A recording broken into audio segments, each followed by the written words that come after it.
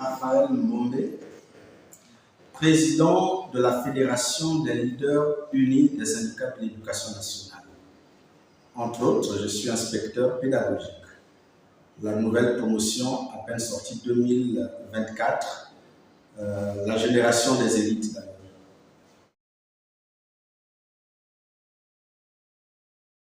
Je voudrais vous remercier, monsieur le journaliste, mais aussi je tiens à féliciter monsieur le Président de la République, chef de l'État, son Excellence Brice Clotaire Oligui Nguema.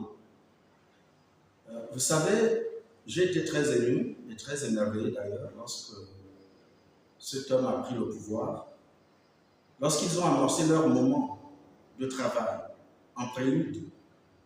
Ce qui m'a plus émerveillé, c'est lorsqu'ils ont confié les moments à Dieu. Ils ont rendu grâce à Dieu. Et ça me fait penser à cette référence de Psaume 33, verset 11, qui dit « Heureuse la nation dont l'Éternel est Dieu ». Monsieur le Président de la République a confié le Gabon entre les mains du Seigneur. Cependant, lorsqu'il nous a reçus, nos partenaires sociaux, à la présidence pour la décoration, je crois que j'avais soufflé à Monsieur le Président à l'oreille, je dis je vous soutiendrai toujours. Pourquoi? À cause de son appartenance, non seulement la considération qu'il donne pour Dieu, mais aussi à nos valeurs et traditions sur le plan national. Pour revenir au discours du Président de la République, il a dit beaucoup de choses très merveilleuses. Entre autres, nous devons retenir l'appel à la cohésion, à l'unité nationale. Nous devons être un seul et indivisible. Le Président de la République a donné des temps forts, en l'occurrence la restauration des institutions. Il a parlé de pouvoir relever l'économie sur le plan national. Les industries de base, il a encouragé les jeunes à l'entrepreneuriat. Un exemple, j'étais très émerveillé lorsque j'étais à l'intérieur du pays pour le baccalauréat. J'ai posé une question à un coiffeur. Je lui ai dit, dis-moi un peu, je viens ici, je trouve plusieurs personnes chez toi. J'ai du mal à me coiffer, mais tu as vraiment de la clientèle. Combien tu gagnes journalièrement? Il me dira que si je n'ai rien par jour, c'est au moins 50 000. Sinon, je peux arriver à 75 000. Et ça, c'est pas faux parce que moi-même, j'étais présent.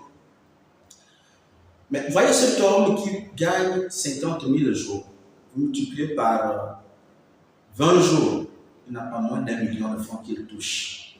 Mais on néglige ça, les petits métiers, on néglige. Mais le fonctionnaire qui va tous les jours au travail, est-ce qu'il gagne ces 1 million? Si on peut même réduire, on peut dire si le minimum, cet homme peut gagner 500 000, c'est déjà bon. Alors, moi je crois et je pense que le Président de la République nous appelle à pouvoir construire un Gabon nouveau. Et ça, nous devons le faire ensemble. Nous devons le faire ensemble, pourquoi? Quand je vois tout ce qui se passe aujourd'hui, nous fustigeons les attitudes de nos enfants concernant les violences en milieu scolaire. Mais le discours de haine qui est en train de se traduire dans nos réseaux sociaux, voyez un peu comment des grandes personnes se chevauchent. Le discours de haine n'est rien d'autre qu'une violence de façon, qui peut se faire de façon verbale ou écrite.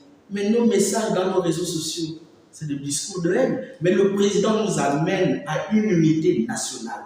Nous ne pouvons pas construire le pays si nous sommes divisés.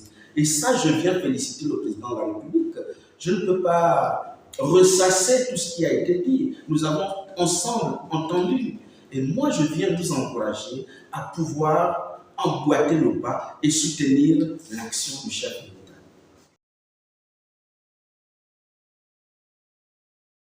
référendum est un outil démocratique qui permet aux citoyens d'un pays à pouvoir se prononcer sur une question. Ce qui est bien, c'est que nous sortons à peine des résolutions du dialogue national inclusif impulsé par le chef de l'État. Moi, en qualité de leader syndical, voyant tout ce que le président de la transition est en train d'accomplir comme acte depuis son port de cuirasse, je me dis, je viens encourager mes membres, je viens encourager le Gabonais, la Gabonaise, le jeune, à pouvoir prendre part massivement à ce référendum. Parce que nous discutons là des questions du pays. C'est sur ça que nous allons nous prononcer, sur la Constitution.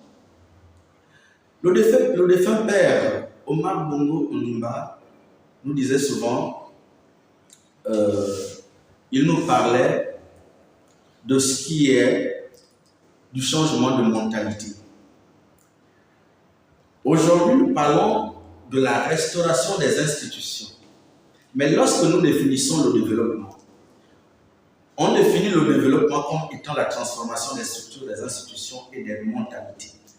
Est-ce que là-dedans, la question du changement de mentalité n'intervient pas par rapport au père?